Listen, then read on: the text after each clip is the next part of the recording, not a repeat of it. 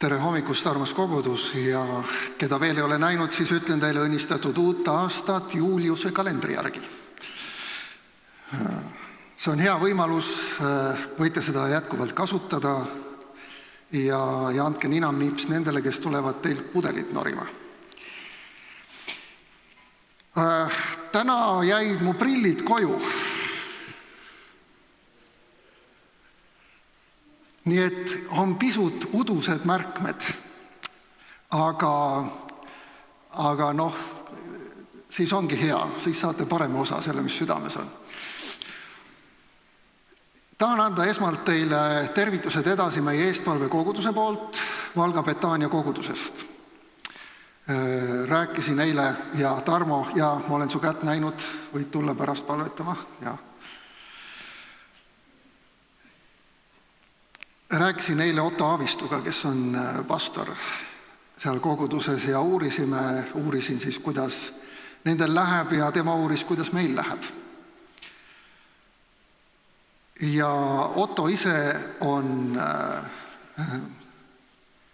mees oma parimates aastates, võib-olla te olete teda näinud ka. Ta oma igapäevatööd teeb praegult sõbralt sõbrale poejuhina Valgas, ja ta õpib ka kõrgemas usuteaduslikus seminaris viimasel kursusel. Valga kogudus on selline väike kogudus. Nimekirjas on nendel pisut üle 30, aga pühapäeviti käib kohal kuskil 15 inimest. Nad on pikka aega olnud oma kogudusega rendipinnal. Me oleme korra perega käinud ka seal koguduses teenimas. Kui teile ütleb midagi nimi Üllas Linder, siis tema oli enne Ottot, oli seal pastor, ja Üllas on aastakümneid teinud kuulutaja ajalehte. Nende rendipind on selline, et omanik sai selle nüüd tagasi. Omanik on sakslane. Ja siin neil on olnud nüüd eelmisel aastal selline vägikaika vedu selle sakslasega, sellepärast et sakslane ütles, et see hoone asub vanalinnas ja kehtestas sellised rendihinnad, nagu on Tallinna vanalinnas. Ja siis läks juristide abi ja natukene vaidlemist ja selgitamist, et Valga ei ole Tallinn ja Valgas on Valga hinnad. Ja siis, kui omanik sai aru, et ta jääb üldse sellest rentnikust ilma ja kedagi asemel ei tule, siis sõlmis endistel tingimustel siis tähtajatu lepingu. Nii et see on nagu selline suur tänupõhjus. Valga kogudusel oli ka oma enda palvemaja kusagil, ma nüüd panen mööda, aga vist oli Kalda tänav. Aga selles majas oli vamm sees ja nad kinkisid selle maja ära. Ja kingisaaja oli ka sellega nõus ja teadlik, et seal majas on vamm sees, nii et ta sai omale nuhtuse kaela, aga see oli tema valik. Aga kogudus ise ei oleks selle majaga toime tulnud, nii et oli mõistlikum lihtsalt. Nad pidasid tarkadega nõu ja otsustasid, et mõistlikum on ära kinkida. Ja vot nõnda. Selline on siis Valga kogudus. Nende probleem on praegult see, et neil on lapsi, aga ei ole lastetöö tegijaid. Nii et palvetame ka nende eest, nüüd me teame, mida palvetada, aga kindlasti ma kutsun Otto siia ka jutlustama ja ta saab juba ise siis ka vähemalt rääkida ja vaatame, mis me ette võtame selle aasta jooksul koos.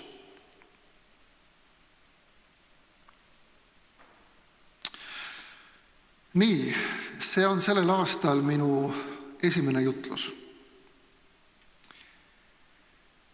Ja nii nagu võib-olla te kuulate presidendi kõnet sellise mingisuguse suuna näitajana, olgu siis meie Vabariigi presidendi või siis meie Koguduste Liidu presidendi kõnet, siis ma tunnen nagu teatud mõttes vastutust selle ees, mis ma täna välja ütlen. Sellepärast, et see võiks meid millekski üles kutsuda, millekski kohustada. et ma tahan millegiga märgi maha panna ja anda siin juures ka ühe tunnistuse. Üks Ameerika jutlustaja, kirjanik David Osborne on öelnud, liiga tihti me püüame kasutada Jumala abi meie olukordade muutmisel. Samal ajal, kui tema kasutab olukordi meie muutmiseks. Selles ütluses on üsna palju tõtt, sest me peame üsna tihti endale tunnistama, et Jumal teab, mida ta teeb. Ja ta kasutab olukordi meie elus selleks, et tuua meis esile vajalikud muutused.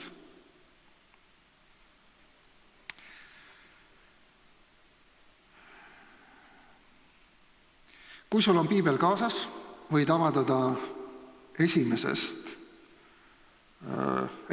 Saamueli raamatust ja 12. peatükist. Saalomon oli mees, seal räägitakse Saalomonist. Saalomon oli mees, kes tuleb Iisraeli ellu läbi oma isa Taaveti õnnistuse. Kui seni oli prohvet Saamuel olnud kohtumõistja, siis kuningate ajajärk on peale hakanud ja Saamuel võidis ametisse kuningaid. Aga nüüd algab selline kuningate ajajärk, kus kuningad on kohtumõistjad. See kirjakoht, mida me kohe loeme, teine Saamueli 12. peatükk ja salmist 24, see räägib Jumala mõõtmatust armust maailma suhtes, mis on täis süütunnet ja häbi.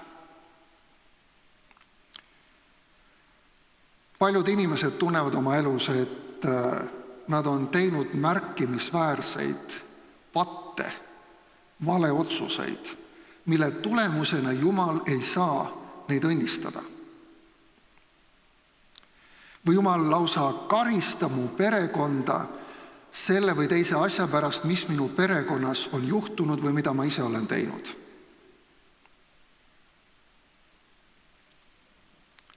Selliseid olukordi kindlasti on. Absoluutselt. Ja on mingisugused perekonnad, kelle peal sa võid näha justkui mingisugust needust, mis läheb nagu põlvest põlve edasi. Mingid ahelad on kusagilt läbi lõikamata. Nii nagu sa võid õnnistuse panna kellegile peale, sa võid ka needuse panna kellegile peale. On selliseid olukordi, on selliseid juhtumeid. Ja ma olen mitme inimesega palvetanud, kelle elus on sellised asju olnud.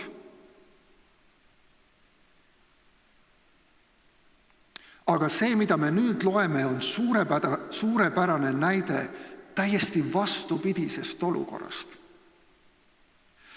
Taavet oli abielu rikkunud Batsebaga. Ta oli sisuliselt tapnud tema mehe, võtnud Batseba ja nende esimene poeg, kes sündis vigasena. Ja laps suri. Nad kahetsesid pattu, aga nad maitsesid oma patu tagajärgi ja nende esimene laps suri. Aga Jumala arm väljendub järgmise lapse peal, Saalomoni peal. Ja on öeldud, et Issand armastas seda last. Nüüd loeme need kaks salmiselt, 24-25. Teine Saamueli 12, 24, 25. Ja Taavet trööstis oma naist Batsebat. Läks ta juurde ja magas temaga.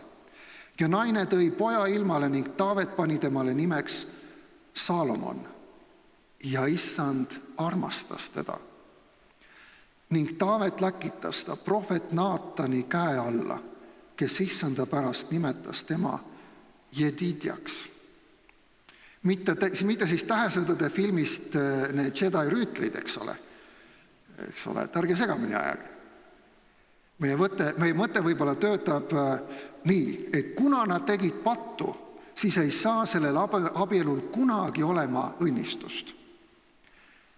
Ja ometi sellest abielus sündinud poega Jumal armastas.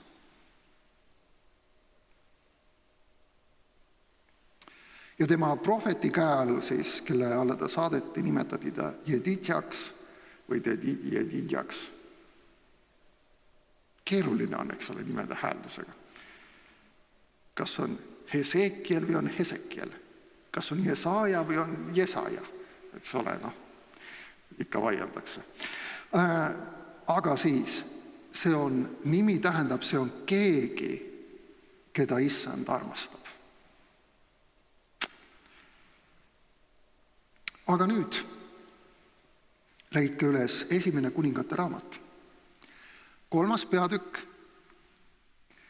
ja sealt hakkame minema 1. salmist ja see võib ka ekraanil kogu aeg olla, sest ma salmide vahel teen peatused ja kommenteerin ja siis lähen edasi. 1. Kuningate raamat, 3. peatükk, 1. salmist hakkame lugema. Nüüd me räägime siis juba sellest ajast, kui Saalomon on juba suuremaks kasvanud.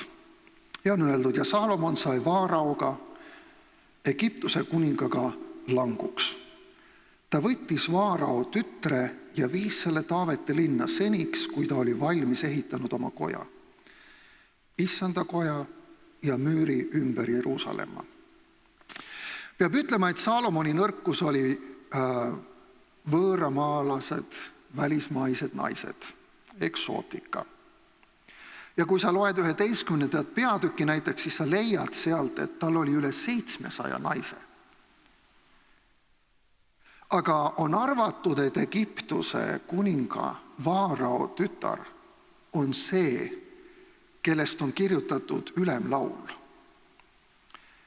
Ja jääb mulje, nagu see naine oleks olnud unikaalne, eriline.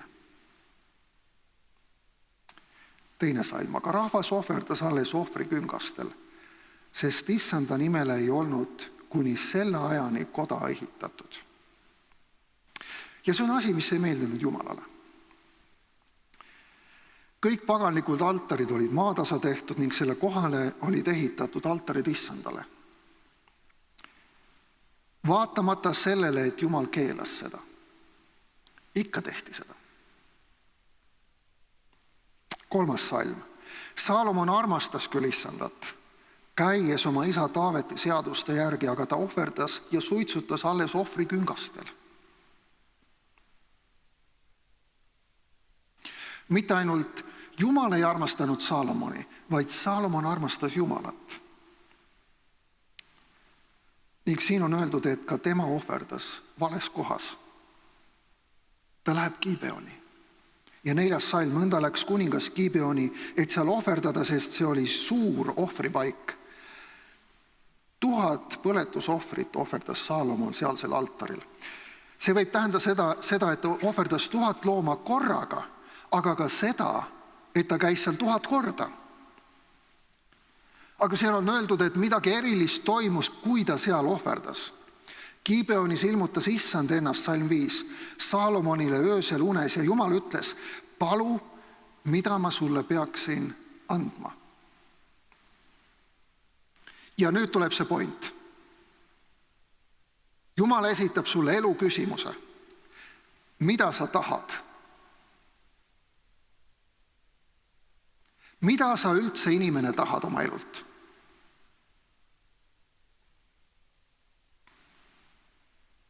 Sa võid öelda, ma olen tagasihoidlik, ma saan piskuga hakkama, mul piisab sellest, kui katus pea kohal ja ära valeta. Ei ole niimoodi.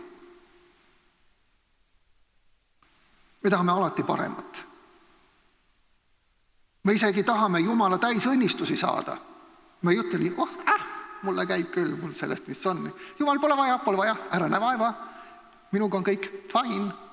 Mulle sellest pisikesest õnnistusest piisab. Ei ole nii. Tervis läheb käest ära, me hakkame palvetama, miks? Me ei ole rahul sellega, mis meil on. Selle piskuga, mis meil on. Me tahame paremat.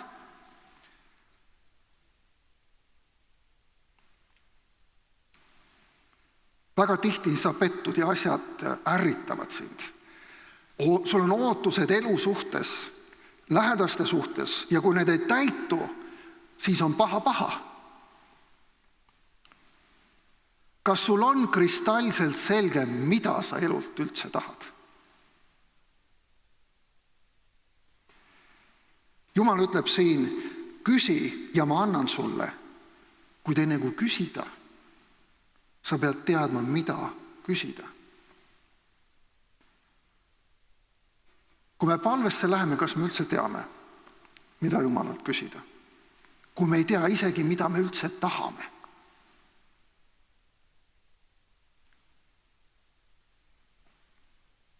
Jumal kummardub alla meie poole ja küsib sinult, mida sina tahad. Sa võid olla väga vaimulik ja öelda, oi Jumal, ma teen ainult seda, mida sina tahad. Ja ometi Jumal küsib, pöördub ja küsib, mida sina tahad. Mida sa tahad, et ma sulle teeksin? Mida sina tahad? Suur elu küsimus. Kirjutas endale üles. Taavet oma psalmis ütleb, issand annab, mida su süda igatseb. Mida mu süda siis igatseb? Mida ma elult täna tahan? Üks korralik lõunasöök. Väga suured eesmärgid. Midagi on kindlasti midagi suuremat. Midagi, mille nimel on vaja pingutada. Mingi suurem igatsis, suurem püüdlus. Midagi, mis omab püsivat väärtust. Meie elu on täis valikuid ja mida suurem on sinu kutsumus, seda rohkem on valikuid ja seda keerulisem on valida. Aga sa pead targalt valima. Sa pead väga targalt valima. Ärimaailmas sa pead tegema otsuse. Isegi siis, kui see on vale otsus. Kui sa lased asjad minna lihtsalt nii, nagu nad lähevad, see on palju hullem kui vale otsus. Sa pead langetama otsuse.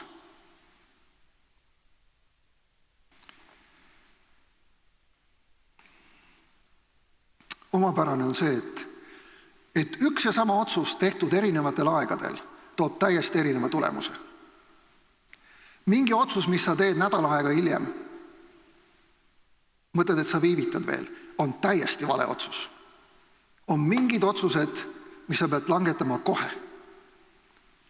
Aga sa pead otsustama.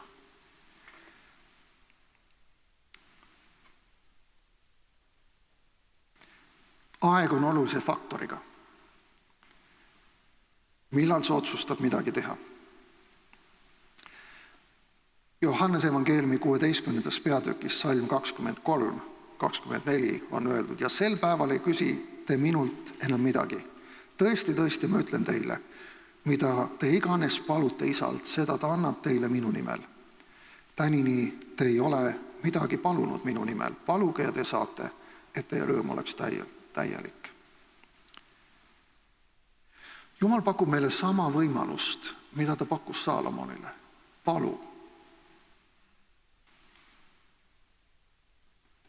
See on huvitav, kas te olete tähele pannud. Paluge ja te saate, et teie rõõm oleks täiuslik või täielik. Ühesõnaga see, mida Jumal tahab meile anda, ei ole mingisugune ninnu-nännu, teisejärguline pooletoobine. See on midagi, mis teeb meid rõõmsaks.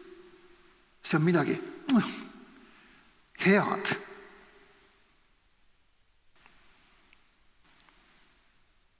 Palu, küsi, räägi minuga, ütleb Jumal. 1. kuningate raamat, 3. peatükk, 6. salm. Ja Saalomon vastad, sina osutasid oma sulasele mu isale Taavetile suurt heldust, kuna ta su ees käis tões ja õigusest ning oli õiglase südamega sinu vastu. Ja sina säilitasid temale selle suure helduse ning andsid temale poja, kes ta au järel istuks, nagu praegu ongi. Ja nüüd, issand mu Jumal, sa oled tõstnud oma sulase kuningaks mu isa Taaveti asemele, aga mina olen nagu pisike poiss. Ei mõista minna ega tulla. Heebrea traditsiooni järgi oli Saalomon 12-aastane, kui ta sai kuningaks. Juudi ajaloolane Joosefus ütleb, et oli 14. Mõned pakuvad ka, et 20. Aga igatahes ta oli noor mees, ta oli poisike, ta ise ütleb, ma olen nagu pisike poiss. 8. salm. Ja su sulane on su rahva keskel, kelle sa oled ära valinud. Suur rahvas, keda ei saa ära lugeda ega arvutada rohkuse pärast. Ja nüüd tuleb see Saalomoni palve. Anna seepärast oma sulasele sõnakuulelik süda, et ta võiks su rahvale kohut mõista ning vahet teha hea ja kurja vahel. Sest kes suudaks muidu kohut mõista sellele sinu suurele rahvale? Sest need inimesed on ühed parajad väänkaelad ja neid on palju. See koorem on liiga raske minu jaoks. Ja Jumalale meeldib selline palve. Ta vastab sellele palvele. 10. salm, et Saalomon just seda palus, siis oli see kõne issanda silmis hea.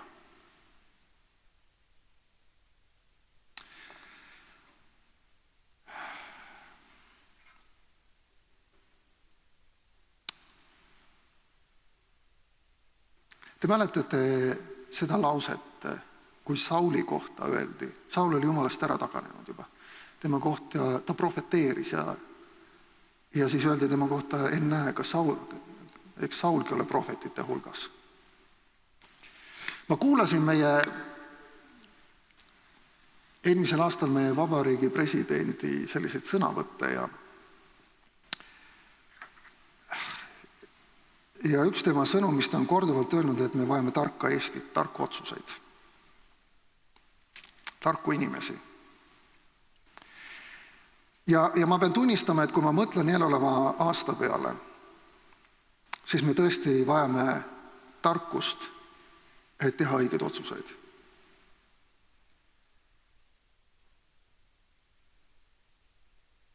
Meil on vaja otsustada, millega ennast siduda ja millega ennast mitte siduda.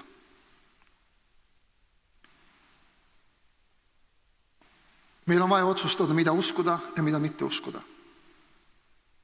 Ja ma ütlen seda praegu täiesti neutraalselt positsioonilt.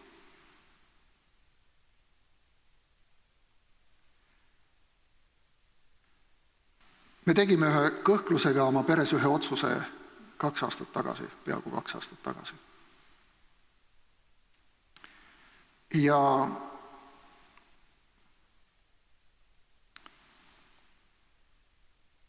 see otsus, mis me tol korral tegime, on osutunud väga targaks otsuseks.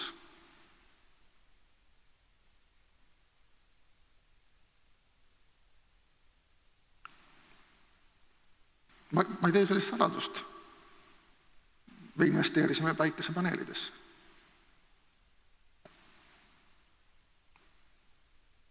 Ja täna me oleme siin, kus me oleme. Ja sa loed neid inimeste numbreid, mis nad saavad elektriarvete eest. Eile õhtul lugesin, Raivo ja Tamm sai, see oli mingi 1600 või mis ta sai elektriarve oli.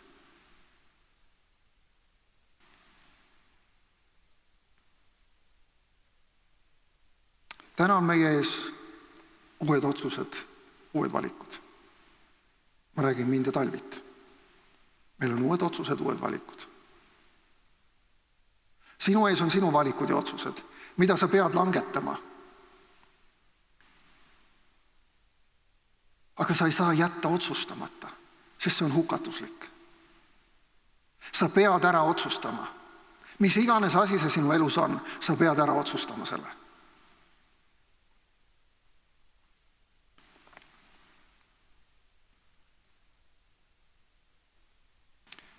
Jumal küsib, mida sa tahad, et ma teeksin? Ja ma tahan vastata Saalomoni kombel. Anna oma sulasele alandlik süda, sõnakuulelik süda, et ta võiks rahvale kohut mõista, et ta võiks vahet teha hea ja kurja vahel. Ma mõtlen seda nii koguduslikus suhtes, kui ma mõtlen seda ka puhtalt eraeluliselt. Et me mõistaks vahet teha hea ja kurja vahel. Me teeks tarku otsuseid.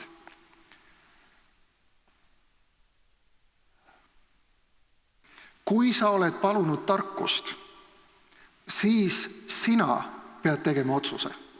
Sa ei saa seda enam veeretada Jumala kaela.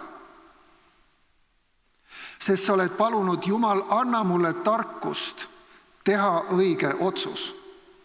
Ja pane tähele, sa ei saa ootama jääda, millal Jumal sinu eest otsustab. Sest sa oled palunud tarkust, et teha otsus. Tee see otsus. Tee usutegu. Astu nüüd välja sellest mugavuse tsoonist ja otsusta ära, sest sulle on antud tarkus, mida sa oled palunud. Jumal ei otsusta sinu eest. Täpselt samamoodi, nagu Jumal ei otsusta sinu eest teha abielu ettepanekut.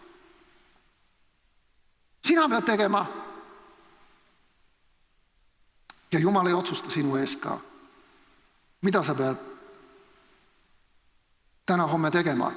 Sa oled palunud tarkust. See on sul siin südames, vaimus. Ja otsusta. Otsustamatus on hukatuslik.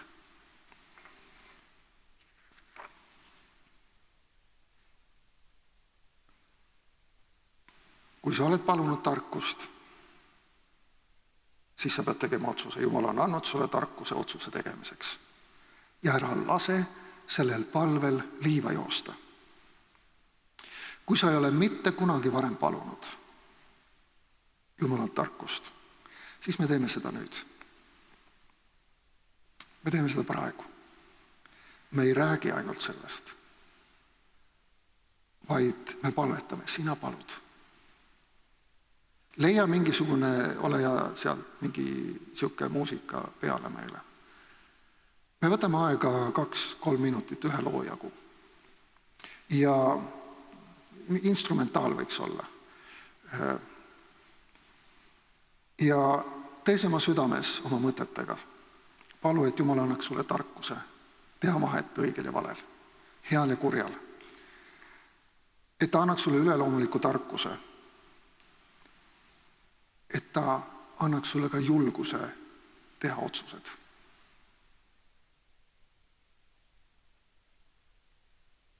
Võtame aega palveks.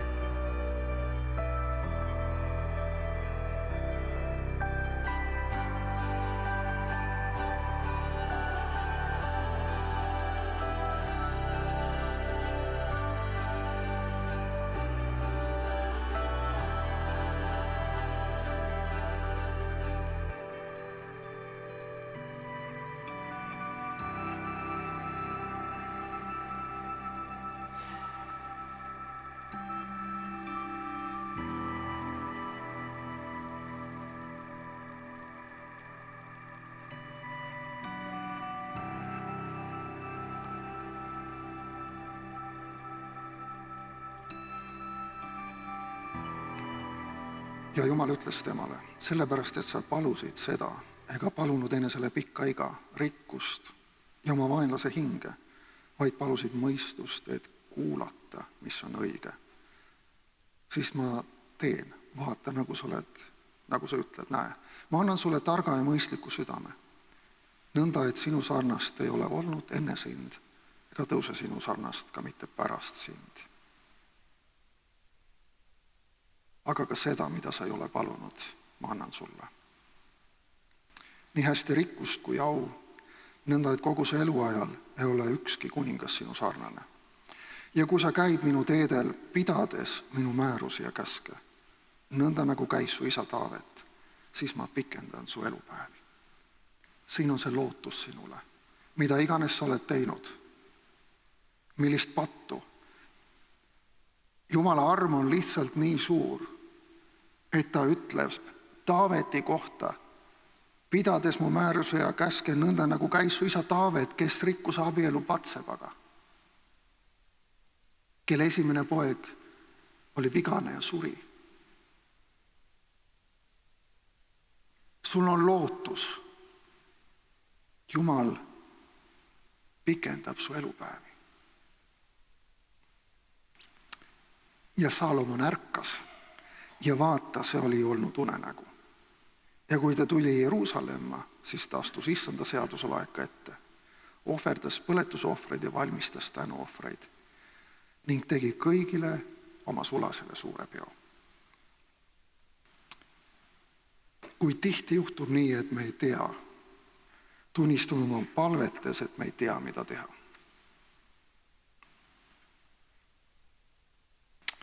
Mõnikord me palume ka pahasti, sest me tahame seda kasutada oma himudeks ja me ei saa seda. Ja kui sa nüüd mõtled, mis on sinu unistused ja soovid ja tahtmised, kui need on sellised nii-öelda sõna otseses mõttes selline üks hea lõunasöök või selline ilus ja parem elu või midagi sellist, mis ei ole tegelikult tark kaalutlus või tark valik, mis on meie himu, siis ära pettu, kui see ei täitu sul. Siis see on tõesti pahasti palutud siis. Aga Jumal ootab, et me teeksime targad otsused. Selleks meil on tarkust vaja. Jakobus ütleb, 1. peatükk 5. salm, kui kellegil teist jääb vajaka tarkusest, siis palu Jumalat, kes kõigile annab heldelt, ega tee etteheiteid ja talle antakse. Mis on kahtlus? Aga ta palugu usus ilma kahtlemata, sest kahtleja sarnaneb tuule tõstetud ja sinna tänna paisatud merelainega. Selline inimene ärgu ometi arvaku, et ta midagi saab issandalt. Kahtlus on see, kui issand ütleb sulle midagi ja sa ei tee seda.